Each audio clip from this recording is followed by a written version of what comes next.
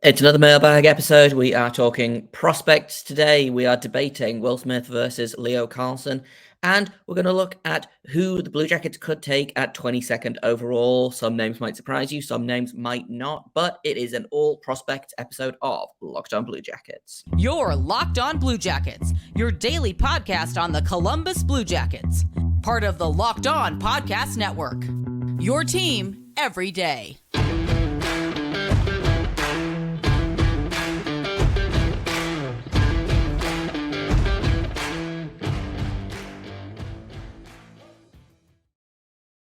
Hello and welcome to Locked On Blue Jackets, part of the Locked On Podcast Network, your team every day. I am, as always, your host, Jay Foster, here to bring you the good, the bad, and the ugly about your favorite team and mine, the Columbus Blue Jackets. Before we get started, yes, no Hayden today, unfortunately, work schedules, so it's going to be me riding solo for a couple of weeks, for a couple of episodes, not a couple of weeks, but Hayden will be back very, very soon. Thank you for making this your first listen of the day every day. Locked On Blue Jackets continues to be free and available on all podcast platforms, over on YouTube and on SiriusXM. So if you haven't hit subscribe yet, please feel free to do so. Get notified when new episodes go live. I also have to let you know that today's episode is brought to you by Gametime. Download the Gametime app, create an account, use code LOCKEDONNHL for $20 off your first purchase. So Monday we did what was supposed to be just a quick check-in on Dmitry Voronkov and then a mailbag. And then, as is a kind of tradition at this point, we got way into debating a bunch of different things. So today I'm bringing you kind of the second half of those mailbag questions, but it's kind of I've collected all of the prospect questions that we got. So it's a kind of a look at who the Blue Jackets could be drafting in the first round. The Blue Jackets have two first-round picks. Currently, they are picking third overall. And as of right now, they are picking 22nd overall, which has not changed since the Kraken got eliminated, because they were waiting to see where the Kings would end up in the standings, which depended on where the Kraken and the Panthers ended up in the standings. And the Kraken will be picking 20th overall, so that pushes the Blue Jackets to 22nd. So in a minute, we're going to talk a little bit about kind of the prospects available there. I got a couple of questions about that. But let's start off with one from our friends over at Locked On Sharks. We love Locked On Sharks here at Locked On Blue Jackets. JD is great, asks really smart questions, and they're going to be picking right after us. So he wants to know Smith or Carlson at third overall. And to me, this doesn't even feel like a debate, honestly, except for how it's going to be a debate. I think for me, it's Carlson every day, all day, every day. I know there are some criticisms about how slow a skater he is. There are criticisms about how he's not played center in Sweden this season, but every single prospect person and draft expert that I've spoken to says Leo Carlsson is the real deal. Yes, he's not a fast skater, but he's a good skater. He is big. He can anchor that top line. Do I think he's going to be in the NHL next season? No. So he's maybe 1, maybe 2 years away. I don't think it's going to be 2. I think next season he's in Sweden, and then he comes over at the end of the season, plays his 8 games or whatever at the end of the season, and then is a Blue Jacket in the 2024 season, if I'm doing my math right, 24-25 season. And I kind of think the same thing of Smith. I think the debate between, one's going to be NHL ready sooner than the other doesn't really apply, because Will Smith is committed to, I want to say Boston College. Yes, he's committed to Boston College next season. So either way, he's not going to be in the NHL. So I don't really see the debate in, well, one of them is more NHL ready than the other. I think both of them will be in the NHL, not next season, but the season after. Will Smith is a more exciting player, I think, than Carlson, and I wouldn't be mad necessarily if the Blue Jackets drafted him, and he does feel like a very kind of Blue Jackets-esque player to draft. I wouldn't be surprised if, Jarmo Kekalainen is looking at these two, because the Blue Jackets draft for skill above all else. You look at a guy like Kent Johnson, who was drafted for excitement, for skill, for like that flash, you know? And I could see Will Smith being drafted for the same, or not the same reasons, but a very similar kind of idea of they draft for skill and then fix the flaws later. Leo Carlsson, I think, is a more well-rounded player immediately. I don't think he's as good at offense as Will Smith, but he feels like the right player to anchor that top line between Gaudreau and Line A. And honestly, at this point, unless the Blue Jackets won the draft lottery, they weren't going to get a player that could step into the NHL lineup next season. You know, Fantilli is going back to Michigan. Michkov is coming over at some point, maybe. You know, Bedard is the only player in the top 5 that's going to be in the NHL next season, unless the Blackhawks do something real stupid and send it back to Regina. But Carlson over Smith, for me, feels super easy. That's who I would draft. Who are the Blue Jackets going to draft? I think it's going to be Smith. And my opinion on this might change as the draft gets closer. But right now, that's kind of my knee-jerk reaction is the Blue Jackets are going to take Smith, kind of in the same way that I was convinced that the Blue Jackets were going to take Kutagosier at 6th last season, and then the decision got taken away from them by the Flyers, which shout out to Philadelphia. We loved that because it meant that we ended up with David Jiricek, who I was super, super thrilled with. Of course, this is all assuming that the Ducks are going to take Fantilli at 2nd. I'm still manifesting that the Ducks are going to take Michkov 2nd, freeing Fantilli up to drop to 3rd, in which case you break every single ankle that you have to get to that podium to announce Fantilli 3rd overall. Do I think it's going to happen? No, but I am going to keep manifesting it. And I think if there's any team in the top 3 that's going to take Michkov, it is going to be Anaheim. So we'll see. But for me, it's Carlson every day. I don't think it's a particularly close debate. I think a lot of people have differing opinions, and like that's fine. There's been a ton of debate in the YouTube comments recently, which I do love. Everyone's being very kind of nice about it. No one's being mean. So you know, keep doing that. And you know, this is not me saying that that Will Smith is bad and that you're all idiots for debating that. But to me, I don't know. I think it's Carlson. I think Carlson is a better center. I think there's more potential there. I don't know. Carlson over Smith. But if they end up drafting Smith, I'm not going to get mad about it. I am going to be frustrated that the Sharks had Leo Carlsson drop straight into their lap at 4th, but we'll see how it goes. In a minute, we are going to talk about prospects that could be picked at 22, because I feel like that's a little bit more up in the air than 3rd overall at the minute. But first, I've got to tell you all about eBay Motors, because if you need to win a championship, then you need a championship-winning team. It's all about making sure every player is a perfect fit.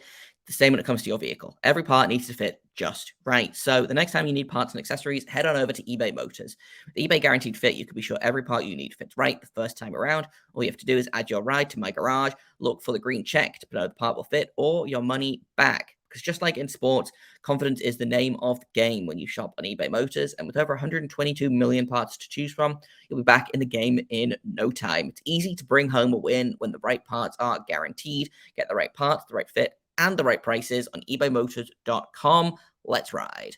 eBay Guaranteed Fit is only available to US customers, eligible items only, and exclusions apply. Welcome back to Locked On Blue Jackets, part of the Locked On Podcast Network, your team every day.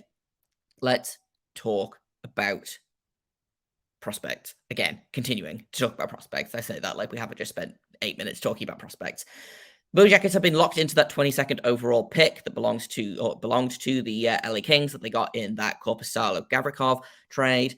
For this exercise, or I should read the question out first. It's another question from JD over at Locked On Sharks. Who were the top 5 prospects that you wanted 22nd overall? Now, this is kind of a weird one because it's not a weird question, but it was kind of a difficult one because how do I know who's going to be there? But I would take Adam Fantilli at 22nd overall, but he's not going to be there. So for this exercise, what I did was I went over to Tankathon. They have a mock draft simulation, and they have basically, I have picked 5 players, 22nd and above, that have not gone in the first 21 picks. That's a really complicated way of saying that. Basically, I've looked at the first 21 players that Tankathon has said are going to go, and then after that, I've picked 5 players. So we're going to start off with my personal favorite. That's Adam, and that's Gavin Brindley, who is currently playing at Michigan, playing online with Adam Fantilli. I did a really, really good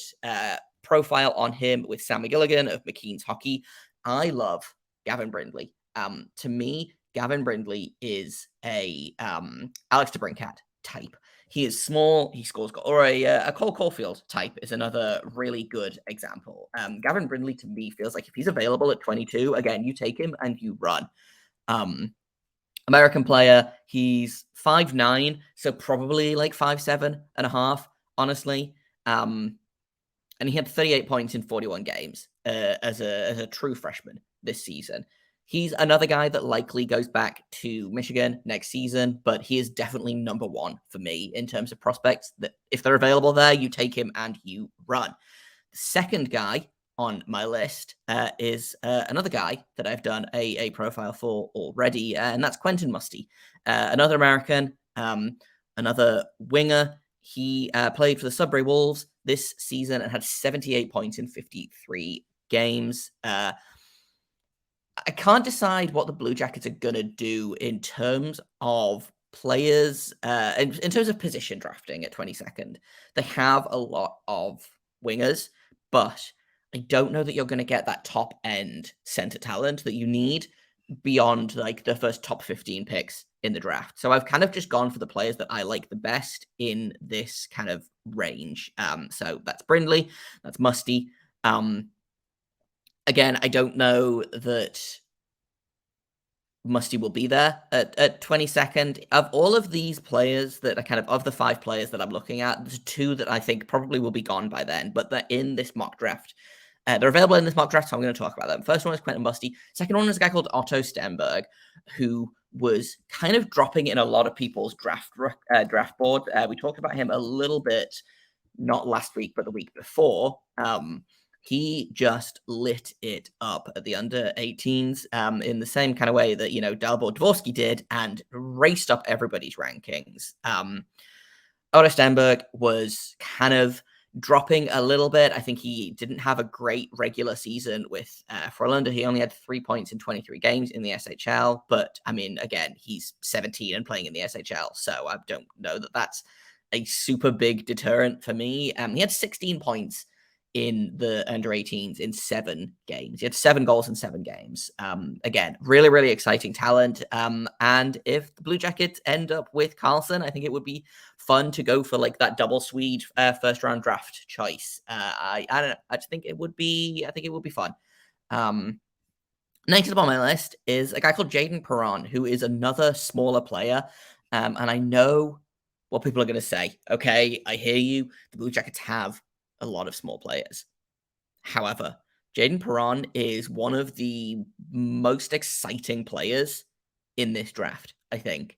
The kid is just a live wire. He is, again, he's 5'8", but he doesn't play like he's 5'8". He plays like he's much bigger. Super, super smart, super good playmaker. 72 points in 61 games with the Chicago Steel this season. He was a point per game in the playoffs for them. He's going to the University of North Dakota next season. I don't know. I don't have enough good things to say about Perron, and neither does anyone that I talk to about him. So he's definitely a guy. He's a guy that I think probably slips into that second round. So, like, if you can get Jaden Perron at 34th overall, which is the Blue Jackets' next pick after 22, like, to me, that feels like a no-brainer. If the Blue Jackets can get out of this draft with, like, Carlson, Brindley, and Perron with their first 3 picks, like, you are laughing. You are laughing all the way to the playoffs in, like, 2 seasons. So that's... Perron is up there because I really like him as a player. I don't necessarily think that you take him at 22nd. I think you bank on him being available at 34th, just because that's my knee-jerk reaction. The last player is a player that I haven't done a ton of research into, but is a guy that, again, is getting more and more notice. And that's a guy called Daniil Boot. I might be mispronouncing that. I am very sorry if I am. 6'5", 205 pounds, giant, scoring left wing. Had 15 goals in 26 games in the MHL this season. Had 2 goals in 15 games in the KHL this season. Like 4 points in the Russian under-18s. Just I don't know. He seems like a fun name. Again, I wonder if he's available a little bit later on. The Blue Jackets after 34th don't pick again until 66th, I believe. So I don't know that you bank on him being there, but he's definitely a guy that I personally would like to keep my eye on. I think he could be a fun option a little bit later in the draft. A guy that again people are wary of because Russia, but I think he could be a fun pick. I just don't know that they should pick him at 22nd. He's just a guy that I like, and so that's why I'm kind of bringing him. There's a bunch of other players here that kind of are in that range of, hey, I wouldn't be mad if the Blue Jackets picked them there. I think Simishev might be available. I think Gulyayev might be available. It'll be interesting if they do pick a defenseman, because I don't know that they will. I think it's going to be a forward heavy draft in this first round specifically, but there's some guys there that could be interesting. But for me, if Gavin Brindley is available at 22nd, you take him and you run.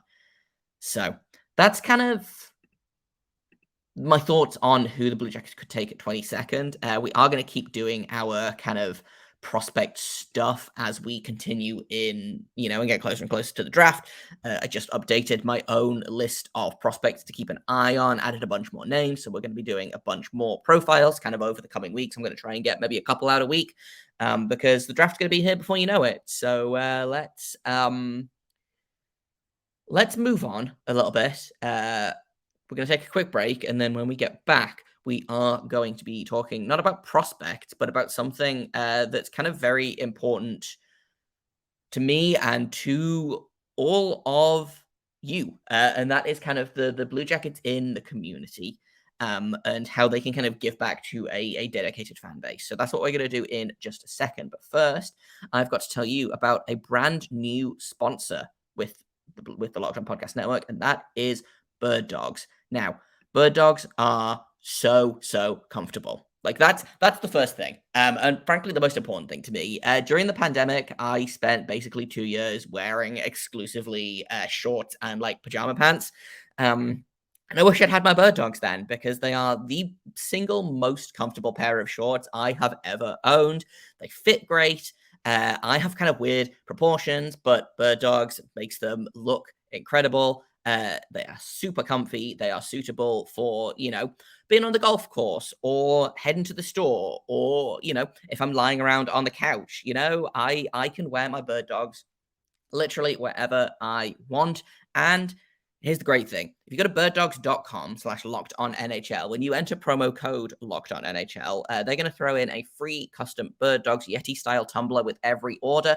And if there's anything I love more than being comfortable, it is a piece of glassware or plasticware or something that I can drink out of. I constantly have a bunch of different drinking vessels, and I would like a new tumbler. So I am super happy with my Birddogs one. And you should be too. So go to birddogs.com/lockedonnhl, get your free tumbler, and pick up the comfiest shorts you will ever wear in your life. Okay, we're going to finish off just with a quick one.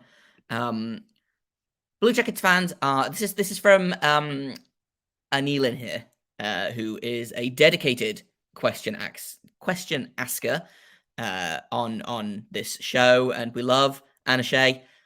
CBJ fans are, by all accounts, such a dedicated fan base, and with recently so little, reward from the team, I guess. What sort of outreach /events /game themes would you like them to be doing to keep that level of investment, to give back to the community, etc.? And I kind of only really have one answer for this. And I think the Blue Jackets do a lot for the community. I just don't think that they go about the best way in doing it. I would love for example, for the Blue Jackets to continue with their hockey is for everyone, but I would love to see them split that into a Pride night and a Black History night and an AIPI night and a Women in Hockey night and a Sled Hockey night and a Junior Hockey night, and do a night celebrating like low income hockey players, things like that. I feel like the Blue Jackets have really good intentions with their Hockey is for Everyone night, where they're like, yeah, we're going to celebrate every single group of people and it's going to be great and everyone is welcome. And I feel like if you try and do that all in one night, things get lost. So I would love to see them do what they do now, but split it out. Have one night where they celebrate queer people in hockey and have another night where they celebrate, BIPOC people in hockey and have another night where they celebrate AIPI people in hockey, and go from there. And this is not to say that the Blue Jackets don't do good in the community, because the Blue Jackets give a lot to the community. I just think it could be better spread out. I think you lose something when you try and do everything at once. And I would love to see them sit down and say, okay, we're going to do one night dedicated to this group. We're going to do one night dedicated to this group, things like that. I would love to see, a military appreciation night, but for every other group of marginalized people, because at the minute it kind of feels like they do the military appreciation night, the breast cancer awareness night, and then every other single thing gets jammed all into one. And I would love to see them spread that out, because I love a theme night as well. You can make themed merch. You're telling me that if you made like one specific like Black History night puck, that people wouldn't buy it? Or if you did special jerseys, like, look how cool Seattle's themed jerseys have been this season, or Montreal did a bunch of cool themed jerseys. The Calgary jerseys were really sick this season. Like, you're telling me that you couldn't make a buttload of money off doing a Black History Month Blue Jackets jersey? Like, it feels like it's easy money to me. And when you cram everything into one night, I think you lose out on making money, and I think you lose out on bringing as many people as you can to the game. So that's kind of how I feel about that. I don't think the Blue Jackets are doing a bad job. I just think they could be doing a better job. So that's how I feel on that. Tomorrow, it's going to be just me again. We're going to be talking about Cole Sillinger. We're going to do Cole Sillinger's season review. Kind of had a difficult season, shall we say. But we're going to talk about why that is. We're going to talk about whether he could bounce back next season, and what we want to see from Cole Sillinger in the future. Thank you for listening to this episode. Thank you for making it your first listen of the day every day. Locked On Blue Jackets continues to be free and available on all podcast platforms. We're over on YouTube. We're on Sirius XM. Everydayers, I appreciate you. Continue to be everydayers. If you're new here, welcome on in. You could become an everydayer super easily. You just watch the show every day. We're here Monday to Friday. And I appreciate all of you. That subscribe account on YouTube just keeps on going up, and I appreciate all of you for it. Thank you for listening. I've been Jay Foster. You can find me on Twitter at _Jacob Foster, JAKOB. You can find the absent Hayden at HaydenH971 on Twitter. You can find the show at LO_Blue Jackets. If you have comments, questions, criticisms, email me at lockstarbluejackets@gmail.com. Tomorrow, talking Cole Sillinger. But until then, make sure you stay locked on.